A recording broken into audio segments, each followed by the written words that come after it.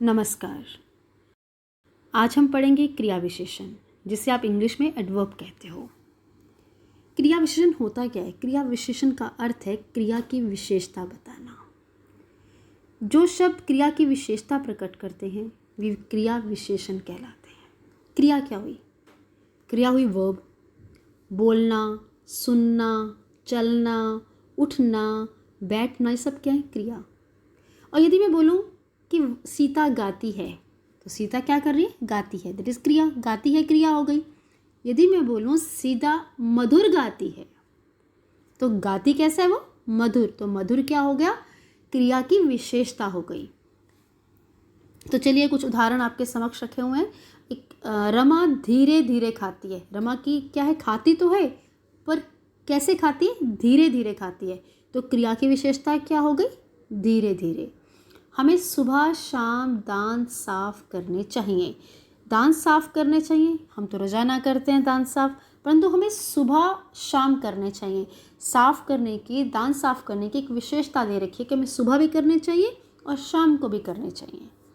अगला है, हमारे विद्यालय के निकट बगीचा है। हमारे विद्यालय के निकट, निकट मतलब पास में बगीचा है। बगीचे तो बहुत सारे हैं, परंतु स्पेसिफिक दिया गया हमारे विद्यालय के निकट बगीचा है। मेरे पास धन है। धन तो है पर बहुत लगा दिया गया, मेरे पास बहुत धन है। बहुत का मतलब हुआ मेरे पास बहुत ज़्यादा धन है। तो धन की विशेषता कितनी हो गई? बहुत। तो क्रिया विशेषण के 4 भेद होते हैं: कालवाचक क्रिया विशेषण, स्थानवाचक क्रिया विशेषण, परिमाणवाचक क्रिया विशेषण और रीतिवाचक क्रिया विशेषण। तो चलिए आइए हम इसके बारे में पढ़ते हैं। कालवाचक क्रिया विशेषण क्या होता है? ऐसे शब्द होते हैं जिनसे क्रिया को होने या करने के समय का बोध होता है, वे कालवाचक क्रिया विशेषण कहते हैं। जैसे कि मानो यहाँ 3 उदाहरण दिए हैं। पहला दिया है, दादाजी सुबह टहलते हैं। एक बात बताइए, इसमें टाइम तो दिया नहीं कि 5 बजे टहलते हैं, शाम को 6 बजे टहलते हैं, ऐसा कुछ नहीं है। सुबह टहलते हैं। काल दिया है, समय दिया है। रमेश कल लौटेगा, टाइम नहीं है परंतु समय तो है ना, कल लौटेगा। ये तो नहीं कि हाँ 10 दिन के बाद लौटेगा, कल लौटेगा। अगला है, मैं प्रतिदिन विद्यालय जाता हूँ। वो हर रोज़ विद्यालय जाता है, मैं प्रतिदिन विद्यालय जाता हूँ। तो प्रतिदिन भी क्या होगा? काल है हमारा ये। और कालवाचक में बहुत सारे ऐसे उदाहरण होते हैं। तो चलिए इन कुछ शब्दों के उदाहरण आपके समक्ष हैं।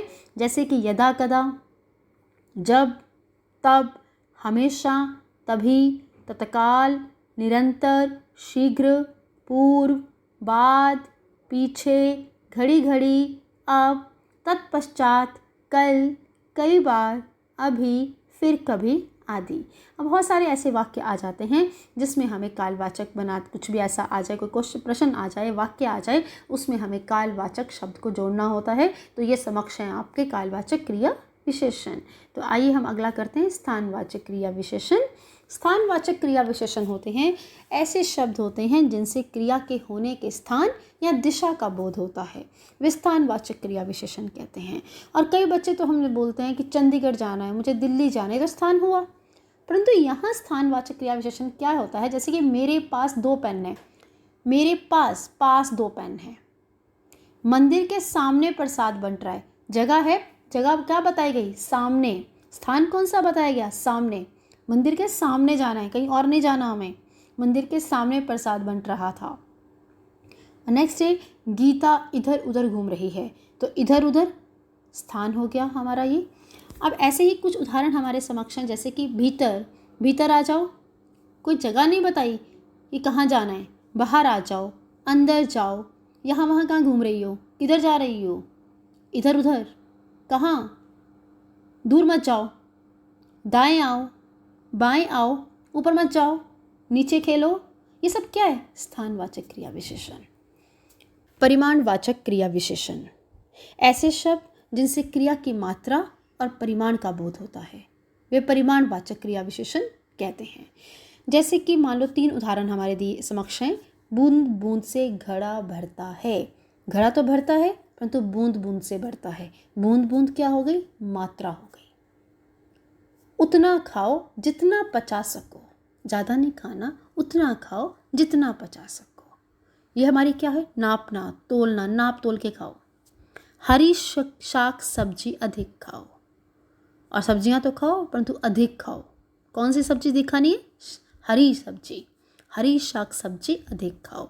तो अधिक यहाँ पे हो गया परिमाणवाचक, बूंद बूंद से घड़ा भरता है, बूंद बूंद हो गया हमारा परिमाण जिसमें नापना और तोलना हो गया। उतना खाओ जितना पचा सको उतना, और जितना हमारा यहाँ पर हो गया परिमाणवाचक।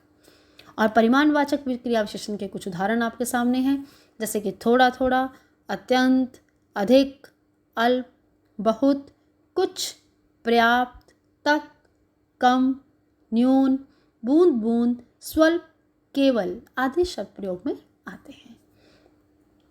रीतिवाचक क्रिया विशेषण। रीति का अर्थ होता है ढंग। तो ऐसे क्रिया शब्द जिनसे क्रिया के होने की रीति का पता चलता हो, रीति का बोध होता हो, वे रीतिवाचक क्रिया विशेषण कहते हैं। यहाँ समक्ष 3 उदाहरण है। रमेश चुपचाप बैठ गया। रमेश की रीति क्या है? ढंग कैसा है? हमेशा चुपचाप बैठना। चुपचाप बैठ गया। मैं आपकी बात ध्यानपूर्वक सुन रहा हूँ। तो ध्यानपूर्वक क्या हो गया? रीति हो गई। अचानक बारिश शुरू हो गई।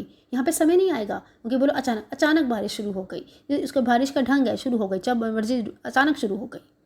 नेक्स्ट है, बहुत सारे उदाहरण हैं यहाँ पे। झटपट, आप ही आप, ध्यानपूर्वक, धड़ाधड़, ठीक, सचमुच, अवश्य, वास्तव में, निस्संदेह, बेशक, शायद, बहुत सारे और भी बहुत सारे शब्द आते हैं जो कि रीतिवाचक क्रिया विशेषण के अंदर आते हैं। आइए कुछ अभ्यास करें।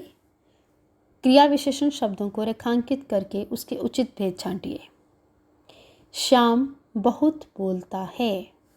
परिमाणवाचक क्रिया विशेषण, रीतिवाचक क्रिया विशेषण।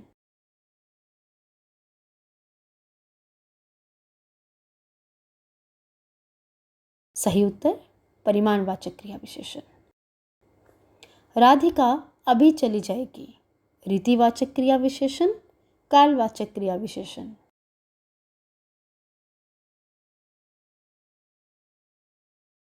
सही उत्तर कालवाचक क्रिया विशेषण। बाहर बारिश हो रही है। कालवाचक क्रिया विशेषण, स्थानवाचक क्रिया विशेषण।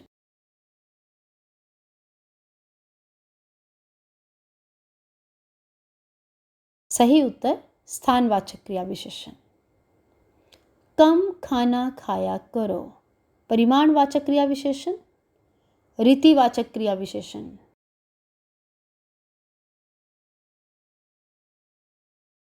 सही उत्तर परिमाणवाचक क्रिया विशेषण। नीचे दिए गए लिंक पर क्लिक करिए और क्रिया विशेषण पर एक अभ्यास करके दिखाइए।